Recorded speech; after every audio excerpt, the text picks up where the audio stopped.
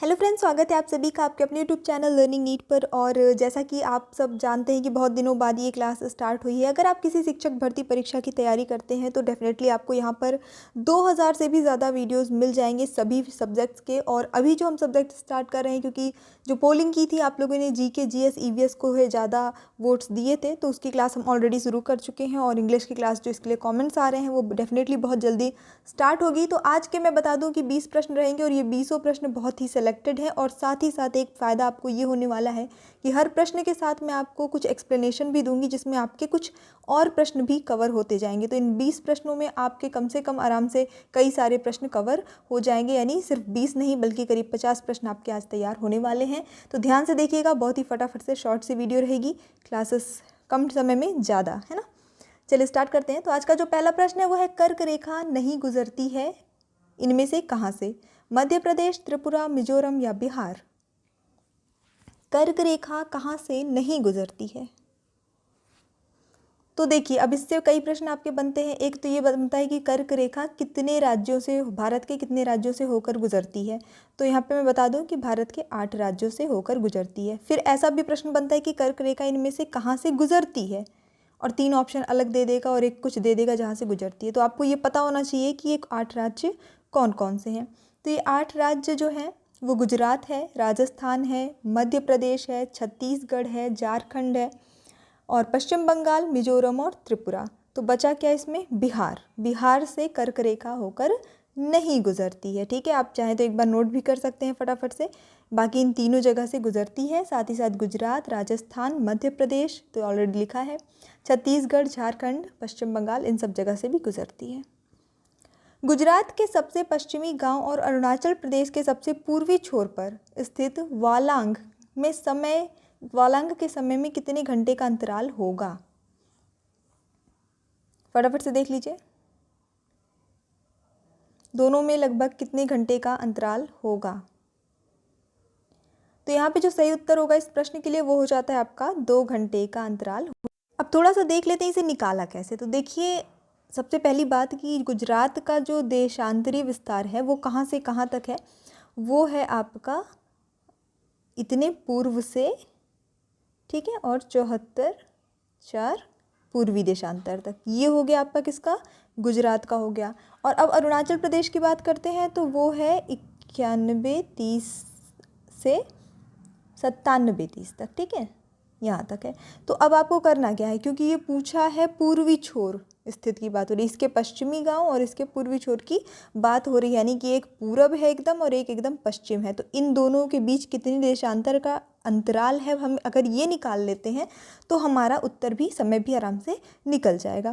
तो इसको करने के लिए हमें क्या करना पड़ेगा? देखिए, एक छोर से दूसरे छोर को घटाना पड़ेगा, तब हमें पता चलेगा कि कितना जो है अंतर है। तो जब हम घटाएंगे 97, सबसे लास्ट जो हमें मिला था वो 97 ही मिला था अरुणाचल प्रदेश का, ठीक है। इतने में घटा दीजिए आप जो हमारा स्टार्टिंग था गुजरात का। तो गुजरात का स्टार्टिंग था इतना, क्योंकि देखिए यहाँ पे जगह की कमी है, इसलिए मैं आपको बहुत ही उतना विस्तार से सब मुझे मिटाना पड़ा पिछला। इस तरह से आप इसको घटाइए, और जब इसको घटाएंगे तो लगभग आ जाएगा आपका 29 अंश के करीब आ जाएगा। अब करना क्या है, एक देशांतर बराबर में कितना फ़र्क होता है? एक से दूसरे देशांतर के बीच में 4 मिनट का फ़र्क होता है, अगर हम समय की बात करते हैं। तो कुल मिला के जो भी हमारा देशांतरों का अंतर आया है उसको हम गुणा कर देंगे 4 मिनट से, तो लगभग 118 मिनट आएगा, यानी लगभग 2 घंटे का समय जो है अंतराल यहाँ पे है। ये पूरी कैलकुलेशन इसी तरह से करनी होती है, ठीक है। समझ में आया हो तो ठीक है, नहीं समझ में आया हो तो बताइएगा, फिर एक दिन पर्टिकुलर इसी पे वीडियो बन जाएगा अलग से, है ना, तो वहाँ पे आपको ज़्यादा अच्छे से समझ में आएगा। भारतीय मानक समय की याम्योत्तर नहीं गुजरती है कहाँ से? आंध्र प्रदेश, छत्तीसगढ़, महाराष्ट्र या फिर उत्तर प्रदेश? भारतीय मानक समय की याम्योत्तर इनमें से कहाँ से नहीं गुजरती है? तो ये नहीं गुजरती है महाराष्ट्र से, ठीक है, महाराष्ट्र से नहीं गुजरती है, क्योंकि ये गुजरती है सिर्फ 5 राज्यों से।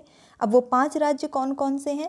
तो वो है उत्तर प्रदेश, मध्य प्रदेश, छत्तीसगढ़, उड़ीसा और आंध्र प्रदेश से भी, ठीक है। यानी कि उत्तर प्रदेश, मध्य प्रदेश, आंध्र प्रदेश, ये सब तो आप कर ही लीजिए। उसके बाद बचता है छत्तीसगढ़, जो कि एक तरह से मध्य प्रदेश का ही हिस्सा था, है ना, डिवीज़न के पहले। तो इसको भी आप जोड़ लीजिए। अब बच रहा है उड़ीसा, उड़ीसा को आप याद कर लीजिए। अच्छा, तो कृपया चैनल को सब्सक्राइब कर दीजिए, ये लिखा हुआ है यहाँ पे, और ये बेल आइकन ज़रूर दबा दीजिएगा ताकि नोटिफिकेशन मिले, क्योंकि बहुत दिन से काम नहीं हो रहा था चैनल पे, तो पता नहीं नोटिफिकेशन जाएगा कि नहीं। भारत का वह कौन सा स्थान है जहाँ बंगाल की खाड़ी, अरब सागर तथा हिंद महासागर मिलते हैं? बहुत ही प्रसिद्ध प्रश्न है ये। कन्याकुमारी, इंदिरा पॉइंट, नागरकोइल, रामेश्वरम। ये आसान सा सिंपल सा प्रश्न है। तो ये मिलते हैं कहाँ पर? जहाँ पे ये सभी मिलते हैं कन्याकुमारी पर। भारत का वो कौन सा स्थान पूछा है, ध्यान रखिएगा, ठीक है। भारत का सुदूरस्थ दक्षिणी बिंदु इनमें से कौन सा है? Kanyakumari, point Calimere, Indira col, Indira point. सुदूरस्थ दक्षिणी बिंदु। अब देखिए इस प्रश्न में ना अक्सर कन्फ्यूज़न होती है। क्यों? क्योंकि दूरस्थ दक्षिणी बिंदु तो कन्याकुमारी भी है, लेकिन वो जो मेन लैंड है हमारे इंडिया की, उसका है ना। अब ओवरऑल जब यहाँ पे ऐसा पर्टिकुलर कुछ नहीं पूछा गया है और ऑप्शन में आपके इंदिरा पॉइंट है, तो आपको उत्तर क्या लगाना है? Indira point. Andaman and Nicobar side में ही आता है, लेकिन है तो सुदूरस्थ दक्षिणी बिंदु ही। और अगर प्रश्न पूछ लेता है कि सुदूरस्थ उत्तरी बिंदु कौन सा है, दक्षिणी की जगह उत्तरी बिंदु कौन सा है, तो वो आपका इंदिरा कॉल होगा, ठीक है। ये आपका उत्तरी होगा, ये आपका उत्तरी बिंदु है, जबकि इंदिरा पॉइंट आपका सुदूरस्थ दक्षिणी बिंदु है। कह रही हूँ एक प्रश्न के साथ में दो बताते चल रहे हैं, इसलिए ध्यान से देखते चलिएगा। अब यहाँ पे आपको ये बताना है कि भारतीय राज्य की सीमाएं भूटान राष्ट्र के साथ नहीं मिलती हैं, कौन से? सिक्किम, मेघालय, अरुणाचल प्रदेश, पश्चिम बंगाल।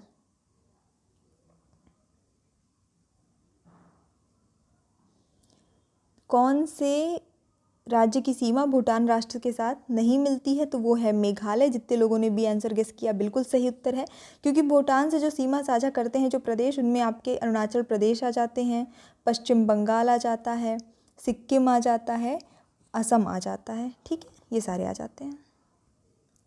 निम्नलिखित में से किस देश की भारत के साथ सबसे लंबी स्थलीय सीमा है? चीन, नेपाल, बांग्लादेश, पाकिस्तान। तो सबसे जो है लंबी स्थलीय सीमा साझा जो करता है वो है बांग्लादेश। सीमा कितनी लंबी है? 4096 किलोमीटर। 4096 किलोमीटर, ठीक है, ध्यान रखना है। और अगला प्रश्न लगभग इसी से रिलेटेड है। डूरंड लाइन किसके साथ भारत की सीमा निर्धारित करती है? एक्चुअली प्रश्न जो है आपके कुछ पर्वत और ये सीमाएं, इन सब से मिक्स करके ही दिया गया है।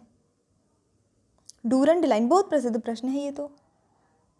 ओके, ठीक है, सभी लोगों ने गेस कर लिया होगा, अफगानिस्तान, है ना। डूरंड लाइन अफगानिस्तान के साथ भारत की सीमा निर्धारित करती है। और एक प्रश्न यहाँ से आपका और बन जाता है, जैसे अभी पिछले प्रश्न में क्या था कि सबसे लंबी बांग्लादेश जो सबसे लंबी उसकी सीमा होती है 4096 किलोमीटर साझा करती है, और ये सबसे छोटी सीमा जो है वो अफ़गानिस्तान साझा करता है सिर्फ 106 किलोमीटर, सिर्फ और सिर्फ 106 किलोमीटर का। तो एक प्रश्न और बनता है, सबसे छोटी सीमा इनमें से कौन सा देश जो है वो भारत के साथ साझा करता है? तो वो करता है अफ़गानिस्तान। उत्तराखंड के किस भाग में पाताल तोड़ कुएं पाए जाते हैं? भाबर, तराई, शिवालिक पहाड़ियाँ, या फिर इनमें से कोई नहीं। पाताल तोड़ कुएं, देखिए पाताल तोड़ कुएं ऐसे कंफ्यूज होने की ज़रूरत नहीं है, सिंपल मानव निर्मित कुएं होते हैं। इंसान जो है खुदाई करता है और पानी का स्रोत उसमें से अपने से आता है और पानी हमेशा बना रहता है, बेसिकली उन्हें ही कहा जाता है, गहरे होते हैं। तो यहाँ पे जो सही उत्तर हो जाता है इस प्रश्न के लिए वो हो जाता है तराई। ऐसे कुएं जो है वो तराई क्षेत्र में पाए जाते हैं बेसिकली। निम्नलिखित में से कौन सा मरुस्थल है इनमें से? सिंधु क्षेत्र, गंगा क्षेत्र, असम क्षेत्र, या मध्य भारत। बहुत ही सिंपल सा और आसान सा प्रश्न है ये। सिंधु क्षेत्र ये मरुस्थल है। उत्पत्ति की दृष्टि से निम्न पर्वत श्रेणियों में से सबसे नवीनतम कौन सी है? सबसे नई? अजंता श्रेणी, पालकोंडा, कैमूर पर्वत, या पटकोई श्रेणियाँ। पटकोई श्रेणियाँ, कैमूर पर्वत, पालकोंडा, अजंता श्रेणी। उत्तर सही होगा पटकोई श्रेणियाँ, ठीक है। अगला प्रश्न देख लेते हैं। पीर पांचाल श्रेणी पाई जाती है इनमें से कहाँ? अरुणाचल प्रदेश, जम्मू कश्मीर, पंजाब, या फिर उत्तराखंड। तो उत्तर जाएगा यहाँ पे जम्मू एंड कश्मीर। बिल्कुल, जितने लोगों ने जम्मू कश्मीर गेस किया था सही था। और एक बार आपको और थोड़ा सा करना है, क्या वीडियो को अभी तक लाइक नहीं किया है तो लाइक कर देना है। अगला प्रश्न देखेंगे, किन दो श्रेणियों के मध्य कश्मीर घाटी स्थित है? लद्दाख एवं जास्कर श्रेणी, वृहत हिमालय व पीर पंजाल, वृहत हिमालय व जास्कर, काराकोरम व लद्दाख। तो उत्तर सही होता है इस प्रश्न के लिए आपका ऑप्शन नंबर बी, वृहत हिमालय व पीर पंजाल। अगला प्रश्न देख लेते हैं, निम्नलिखित में से कौन सा ऑक्साई चीन का भाग है? काराकोरम श्रेणियां, शिवालिक श्रेणी, कश्मीर घाटी या लद्दाख पठार। तो ऑक्साई चीन का भाग है इसमें से लद्दाख पठार।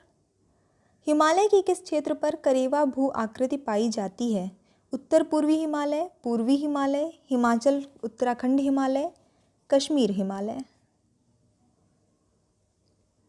ये बेसिकली करेवा भू आकृति ये एक्चुअली एक तलछटी है, तलहटी के जिसको कहते हैं तलछटी, वो है जाफरान की खेती के लिए जो है ये बहुत प्रसिद्ध है यहाँ पे, और पाई जाती है ये कहाँ पर? कश्मीर हिमालय पे। अरावली श्रेणियाँ किस राज्य में स्थित हैं? राजस्थान, हिमाचल प्रदेश, उड़ीसा, आंध्र प्रदेश। तो यहाँ पे जो सही उत्तर हो जाता है आपका इस प्रश्न के लिए वो होगा option number A, Rajasthan. Actually 800 kilometre इसकी अरावली श्रेणी जो है वो राजस्थान में स्थित है, और ऐसा नहीं कि राजस्थान में ही है, और भी 4 जो है राज्यों में होकर जाती। गुजरात से शुरू होती है, राजस्थान हरियाणा से होकर दिल्ली तक जाती हैं, है ना। करीब 800 किलोमीटर इनकी लंबाई होती है, लेकिन इनमें जो ऑप्शन है इनमें से किसी राज्य में नहीं होती है, इसलिए इसका सही उत्तर राजस्थान होगा। इसकी जगह गुजरात, हरियाणा, दिल्ली भी हो सकता था। एक प्रश्न यहाँ से चलिए मैं आपको और बताऊंगी कि अरावली श्रेणी की जो सबसे ऊंची चोटी है वो कौन सी है? सबसे ऊंचाई वाली जो चोटी है, लंबी चोटी है, वो कौन सी है? तो उसका नाम है गुरु शिखर। क्या नाम है? ध्यान रखना है, गुरु शिखर। 1722 मीटर उसकी ऊंचाई है, गुरु शिखर की अरावली श्रेणी की सबसे ऊंची चोटी। नर्मदा एवं ताप्ती नदियों के मध्य क्या स्थित है? विंध्य पर्वत, सतपुड़ा श्रेणियां, राजमहल पहाड़ियां, अरावली पहाड़ियां। उत्तर सही होगा जो इस प्रश्न के लिए वो हो जाता है आपका ऑप्शन नंबर बी, सतपुड़ा श्रेणियां। अगला प्रश्न, महादेव पहाड़ियां इनमें से किसका भाग है? सतपुड़ा, विंध्य, पश्चिमी घाट, इनमें से कोई नहीं। फटाफट से बताइए। तो ऑप्शन नंबर ए यहाँ पे बिल्कुल सही जाएगा, सतपुड़ा। ठीक है, इसके बाद देख लेते हैं हम हमारा आज का अगला प्रश्न। नीलगिरी पर्वतमाला जिस राज्य में स्थित है वो कौन सा है? ये आसान प्रश्न है। तमिलनाडु, महाराष्ट्र, उड़ीसा या उत्तराखंड। तो नीलगिरी पर्वतमाला एक्चुअली 3 राज्यों में स्थित है, जिसमें है तमिलनाडु, केरल और कर्नाटक। कौन कौन सा है? एक है तमिलनाडु, एक है केरल और एक है कर्नाटक। यहाँ पे स्थित है नीलगिरी पर्वतमाला। तो इसमें जो ऑप्शंस हैं उनमें से तमिलनाडु बिल्कुल सही उत्तर हो जाता है। अगला प्रश्न आज का देखेंगे, और आज का आखिरी प्रश्न भी इस रिक्वेस्ट के साथ कि सपोर्ट अपना बनाए रखिएगा। भारत की निम्नलिखित में से कौन सी पर्वत श्रेणी केवल एक ही राज्य में फैली है? अरावली, सतपुड़ा, अजंता, सह्याद्री। सिर्फ एक ही राज्य में है, मतलब और दूसरे राज्य, जैसे अभी मैंने कई सारी पर्वतमालाओं के बारे में बताया, पहाड़ियों के बारे में बताया, जो कि कई राज्य में थी। तो यहाँ पे जो सही है इस प्रश्न का सही उत्तर है वो हो जाता है आपका अजंता, जो कि महाराष्ट्र के औरंगाबाद में बेसिकली स्थित है। ये सिर्फ महाराष्ट्र में है, ठीक है, बाकी किसी राज्य में स्थित नहीं है, किसी राज्य में फैली नहीं है। तो ये इसका सही उत्तर हो जाता है। तो इसी के साथ आज का हमारा सेशन जो है वो कंप्लीट होता है। जैसा कि आपने देखा कि बहुत ही कम समय में अच्छे प्रश्न एक्सप्लेनेशन के साथ आपको मिल रहे हैं, तो प्लीज़ इसे शेयर ज़रूर करिएगा, क्योंकि काफ़ी दिन से चैनल पे कुछ रीज़न से काम बंद था, तो अभी शेयर करने की और इस सारी चीज़ों की ज़रूरत है, डेफिनेटली सपोर्ट की ज़रूरत है। क्लासेस आपकी शाम को 5 बजे ये डेली चलेगी, और उसके अलावा जो लैंग्वेज की क्लास है वो बहुत ही जल्दी रिज्यूम की जाएगी, स्टार्ट की जाएगी, तो उसका थोड़ा सा वेट कर लीजिए, अभी थोड़ा वेट करना पड़ेगा। And thanks for watching, keep studying and bye bye.